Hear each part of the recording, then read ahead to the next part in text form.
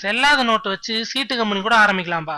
ரஜினி படத்தை தயாரிப்பது அதை விட பெரும் சிக்கல் என்கிற மாயை நதியை ஓட விடுகிறது ஊர். லிங்காவால நஷ்டம், கொடுக்கலனா தற்கொலை என்று கிளம்பிய விநியோகஸ்தர்கள் இன்னமும் அந்த பஞ்சாயத்து தீரவில்லை என்று கூறி வரும் நிலையில் அடுத்த பஞ்சாயத்தை ஆரம்பிச்சு விட்டது ஒரு கூட்டம். இது கபாலி பஞ்சாயத்து. 2.0 படப்பிடிப்பில் இருந்த ரஜினியிடம் ஒரு நீண்ட அழுகாட்சி கடிதத்தையும் வழங்கியிருக்கிறது. அது ஆகட்டும் பார்க்கலாம் என்று கூறியிருக்கிறாராம் ரஜினி. இது ஒரு புறம் இருக்க, தயாரிப்பாளர் தானு தரப்பில் சொல்லப்படும் விளக்கம் என்ன அப்படின்னு கேட்டீங்கன்னா, கபாலி படம் வெற்றிகரமாக 150 நாட்களை தாண்டிய பிறகு நஷ்டம் என்று கூறி பணம் கேட்பதை எங்காவது பார்த்திருக்கிறீர்களா?